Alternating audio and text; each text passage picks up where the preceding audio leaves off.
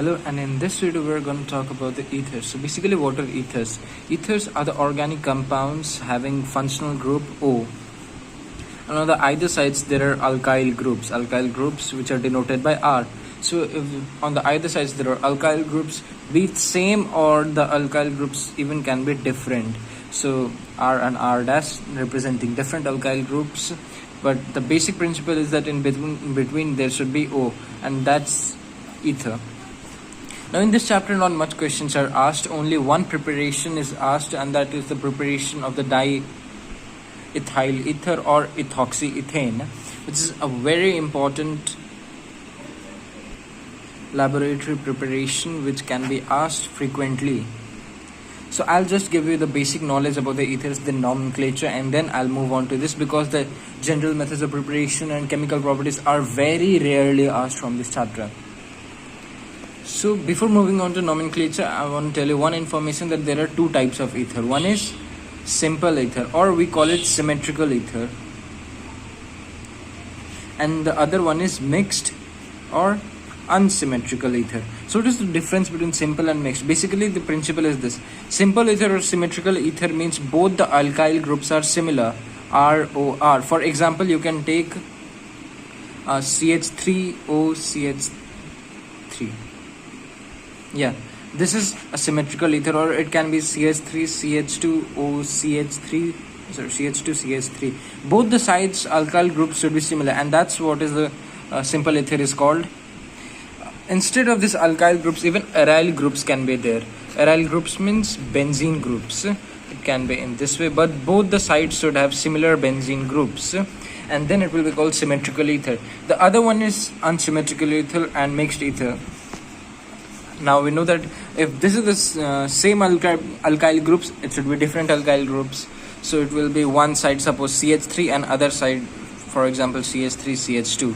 So this is unsymmetrical ether or mixed ether. If we see in the case of aryl group, it can be in this way: one side there is benzene group, isn't it, O, and then other side there is an alkyl group. So even this kind of ether is known as mixed ether. Now let's go to the nomenclature.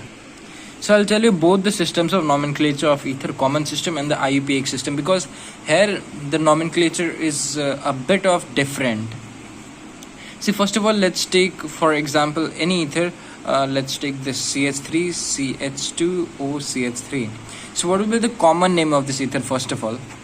Now here is the principle that you see both the alkyl groups.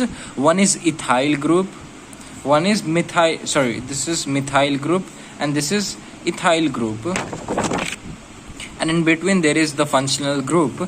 So you write in this way: ethyl, methyl, both the alkyl groups, and then ether. So which one we have to write first, ethyl or methyl? That is on the basis of alphabetical order. It means two alkyl groups are written in alphabetical order before the word ether. This is the common system of nomenclature. Let's take another example: CH3O, CH2, CH2, CH3. Now see here, one alkyl group is methyl group, and another one is propyl, 3 carbon, so propyl. So now which one we'll write first? Here M and P. M comes first, so we'll write methyl propyl ether. Methyl propyl ether. Very simple. This was the case of mixed ethers, common system of mixed ethers. What will happen if both the sides have same alkyl group? For example, CH3OCH3. Now here both the groups are methyl group, so we'll write dimethyl ether. We'll use the word di, the prefix di will be used, dimethyl ether. And we can even take the example of aryl group. This was alkyl group. For example, if aryl group is present, let's take first of all simple ethers or symmetrical ethers. So both the aryl groups are same because it is a simple or symmetrical ether. So here we'll write di, we'll use the prefix di because both are same. Now see, this is phenyl. So diphenyl ether. If you remember that this benzene with one hydrogen less is known as phenyl. In place of one hydrogen we have this oxygen, so it is known as phenyl group. If there would be OH, it would be phenol, but here the benzene has one hydrogen less and oxygen is added. This is the similar case like if CH4 is methane, then CH3 is methyl. Similarly, see, if this whole is phenol, then one hydrogen less will be phenyl. So in this way, diphenyl ether. Now let's take the example of unsymmetrical ether of aryl group.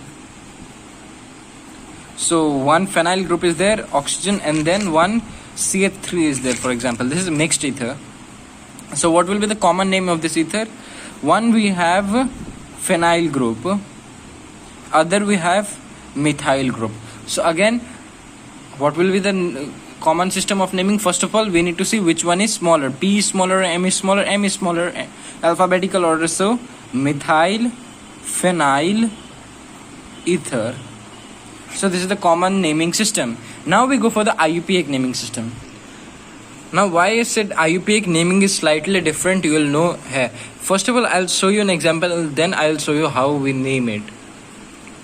So CH3, CH2O, CH3. So its name is methoxymethane.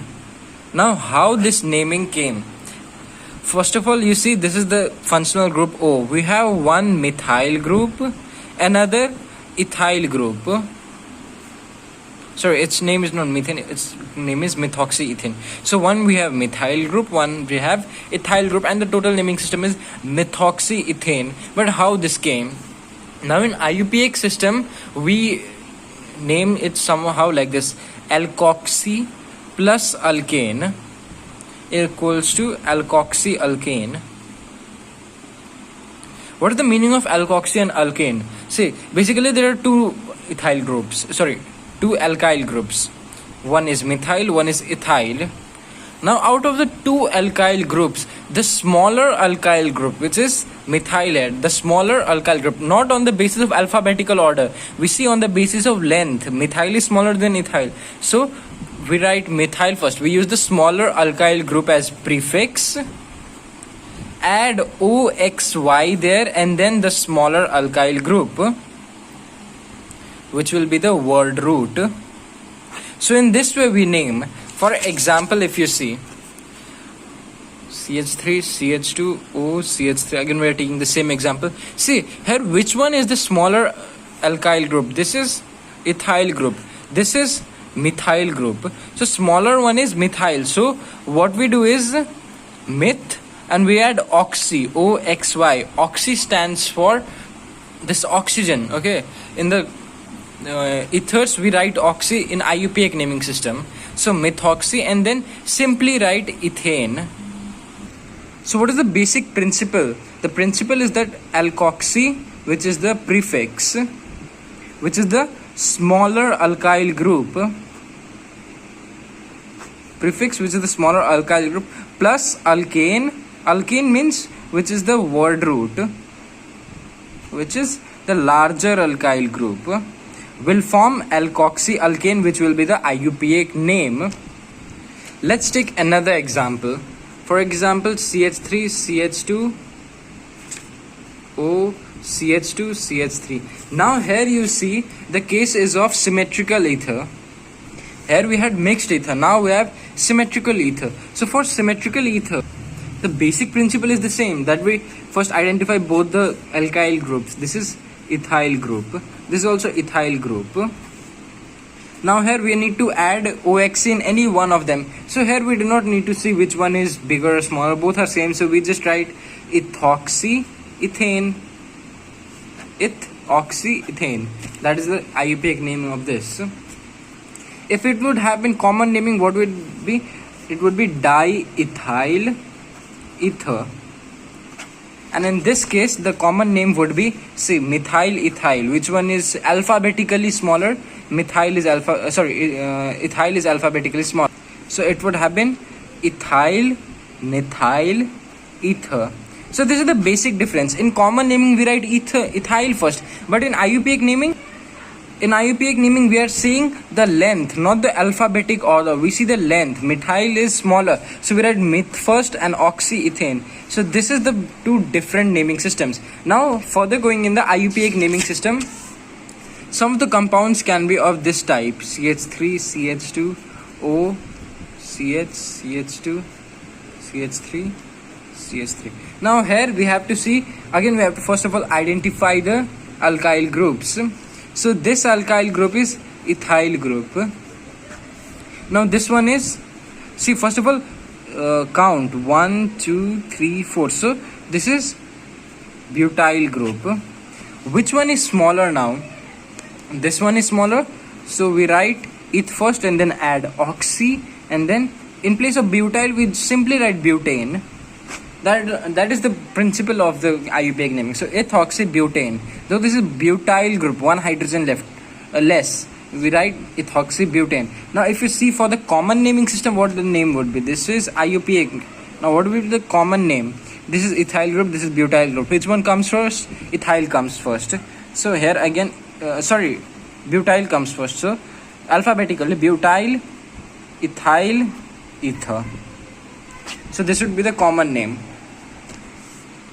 So in this way we complete the nomenclature, different types of nomenclatures. So basically what we learned here, there are two types of ethers. They are simple ether and complex ether, or mixed ether, or unsymmetrical. Simply symmetrical, unsymmetrical. Symmetrical has both the alkyl groups or aryl groups similar, and unsymmetrical have both alkyl groups or aryl groups dissimilar. And then we go for the common naming. In common naming, we identify the alkyl group, and alphabetically whichever is smaller we write that first, and then the second one and ether. But in IUPAC naming system, we identify the alkyl groups whichever is smaller, but smaller in case of length, not alphabetically. Lengthwise whichever is smaller we write that first, and then oxy, and then the second one we write ane, alkoxy, alkane. So this was the nomenclature. Though nomenclature of ether is not asked pretty regularly, still it's important to know, because now we are dealing about the preparation of ethoxyethane. So we need to know what is ethoxyethane. This is the most important question of this entire chapter. So what is ethoxyethane? Eth is there, ethane is there. So both the ethyl group will be there. And we know oxy means oxygen. So both the ethyl group will be there. So CH2, CH3, ethyl group, CH3, CH2. So this is ethoxyethane. What will be the common naming system? Both the ethers. So both the ethyl groups. So diethyl ether. So how would you prepare diethyl ether in laboratory? Now if you remember the name, we had learned this diethyl ether. It means we had heard the name of diethyl ether in the previous chapter, which was alcohol. We had learned in the chemical reaction of alcohol with H2SO4, if you remember.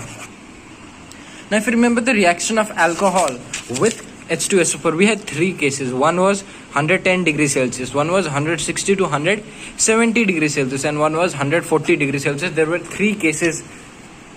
You can see here there were three cases. One was 110 degrees Celsius, one was 160 to 170, and one was of 140 degrees Celsius. To revise, I'll tell you once again all these three. So in this 110 degrees Celsius, what would happen when we react alcohol, which is CH3CH2OH, with conc H2SO4? Then the compound would be CH3CH2HSO4. If you don't know the principle, go back to the previous video. The link is in the description. You'll understand how HSO4 is formed. In 160 to 170 degrees Celsius, what was the case? CH3CH2OH. Whenever we react with H2SO4, what will happen? The bond, one hydrogen will be removed from this, and from the adjacent carbon another hydrogen will be removed.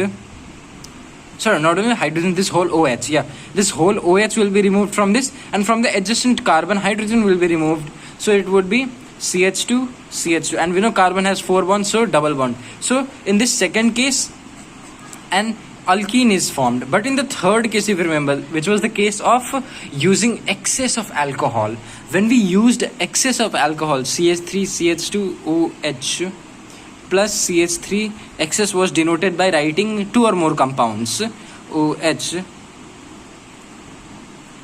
When we react with H2SO4 conc at 140 degrees Celsius, what was this case? In this 140 degrees Celsius in excess case, we had the water removed. Water was removed in each of them, isn't it? Plus H2O. I told you the principle in the last video, how we understand, like in all water is removed, H2O.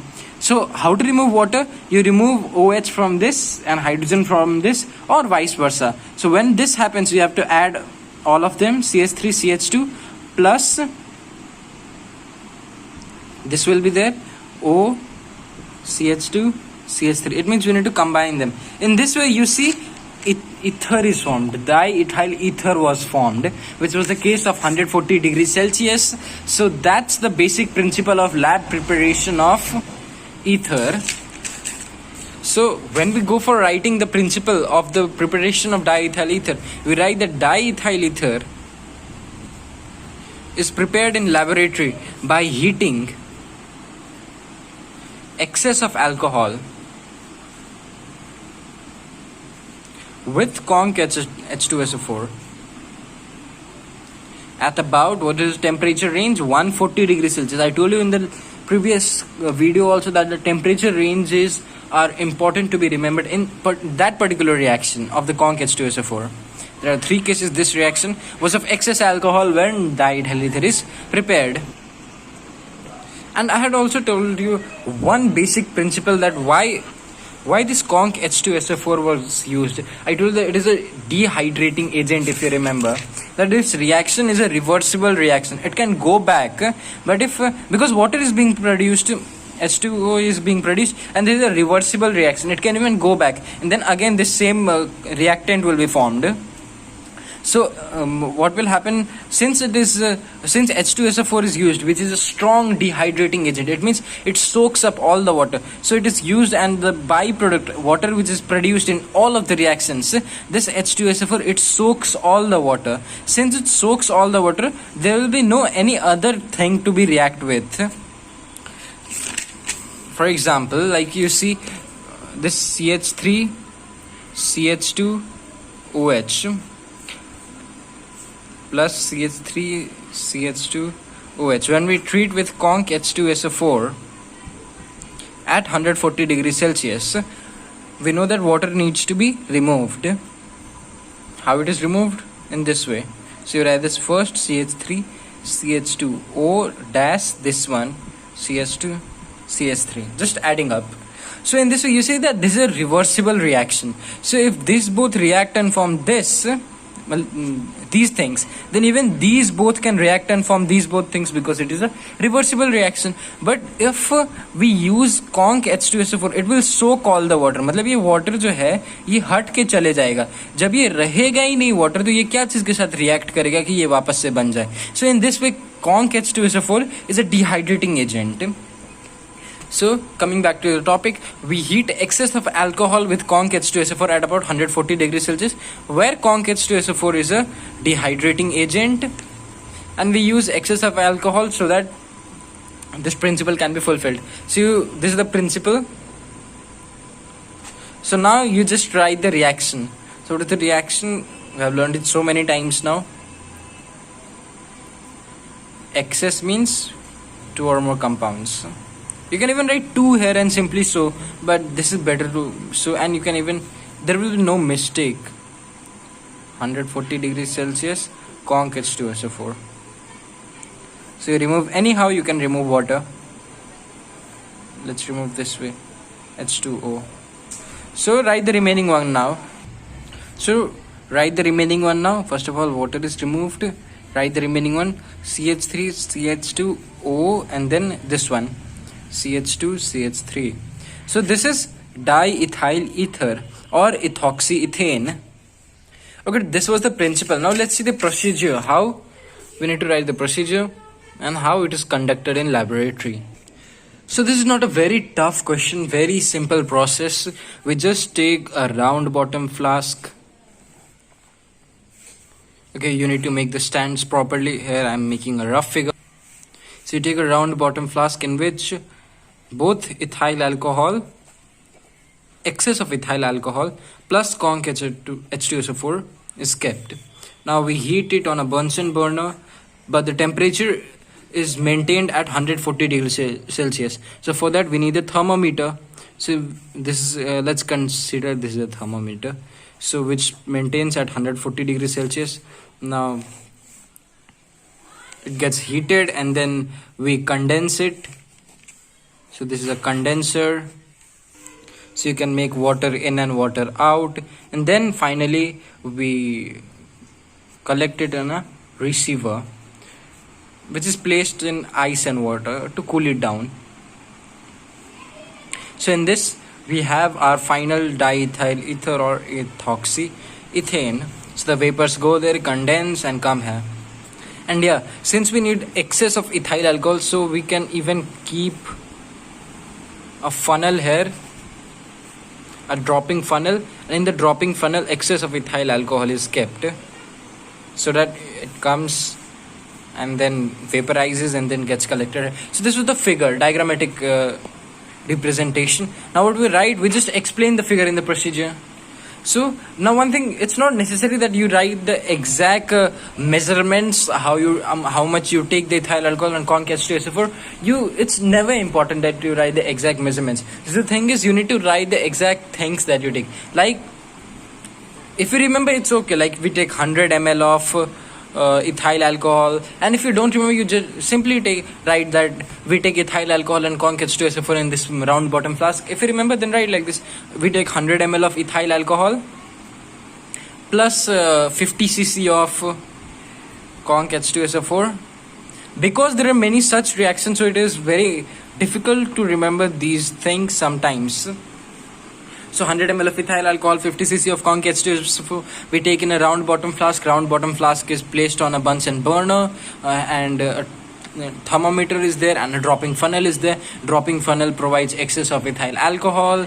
Bunsen burner, it provides the heat, and the temperature is maintained at 140 degrees Celsius.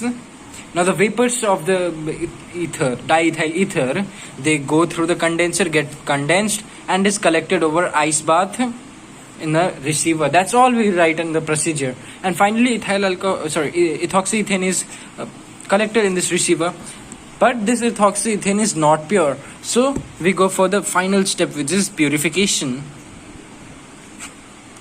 Now in purification, since it is not pure, this ethoxyethane, it consists of some amount of ethyl alcohol, because even ethyl alcohol can be boiled here and then condensed, and then some amount of ethyl alcohol can be added here. So ethyl alcohol is there, and then even some vapors of SO2 are there, because it is conc H2SO4. So conc H2SO4 may also get vaporized, and some amount of sulfur dioxide can be produced, which is recollected in this ethoxyethane receiver, and some amount of water is also there.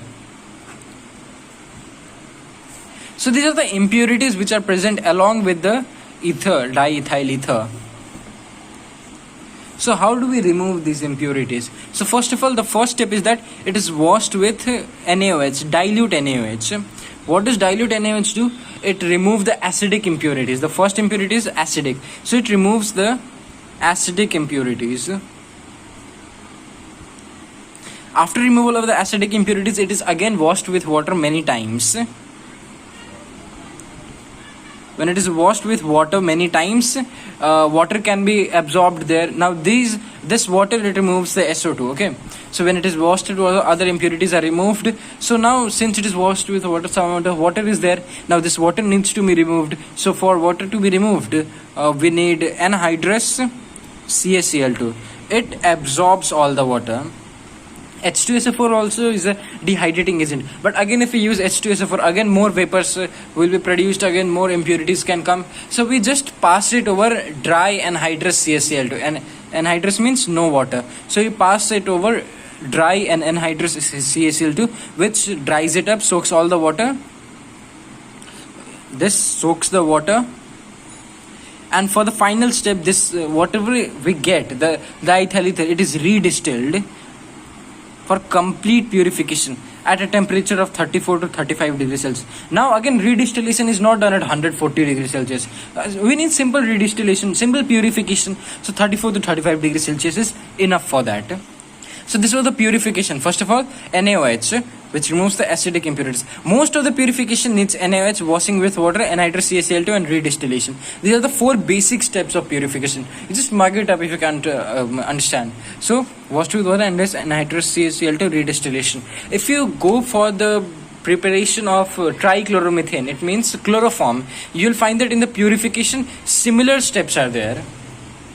Yeah, the reactant and products and all are different, the temperatures are different, and this amount, again, here 100 ml is there, 50 cc is there we can find that 25 gram of bleaching powder is taken with 60 ml of water in a 250 ml flask, and then 1:1 is the ratio of ethyl alcohol or acetone. So all those things, if you go back to that video, again the link is in description, you can find. But that's not important. If you cannot remember, you can simply write that this bleaching powder is mixed with water, and then aqueous solution of ethyl alcohol or acetone is added, chloroform is produced.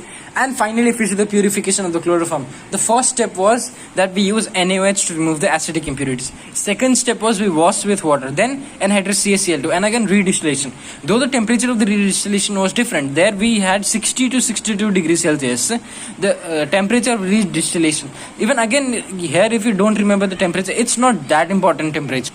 The main temperature is this 140 degrees Celsius, not this. So if you cannot remember, just simply write that redistillation is done. So if you see again, this is chloroform. If you see the purification, you can find first of all NaOH, and then with water, and then over anhydrous CaCl2, and then redistillation at a range of 60 to 62 degrees Celsius. If you go back to the purification of this, which is diethyl ether or ethoxyethane, you see first of all NaOH, and then water, and then CaCl2, and then redistillation. So these are the basic 4 steps of purification, and with this we complete the preparation of ethoxyethane. Very simple. The principle is very easy, that heating excess of alcohol with conc H2SO4, diethyl ether will be produced at about 140 degrees Celsius. You can remember this if you remember the reaction of alcohol with conc H2SO4, the third case, 140 degrees Celsius case. So first of all, in principle you just write simply this much, and then in procedure you draw this figure, explain the figure. Nothing is in figure. It's very simple to explain. You can see the figure and explain it, and after explanation of the figure you go for the purification. In the purification you just write these 4 basic steps. You can even write point wise, and that's all for 5 marks. Laboratory preparation of diethyl ether or ethoxyethane, and that's the most probable question of this chapter. So with this we complete ethers. Chemical properties and all, it's not asked. So that's all for today. Take care. Goodbye.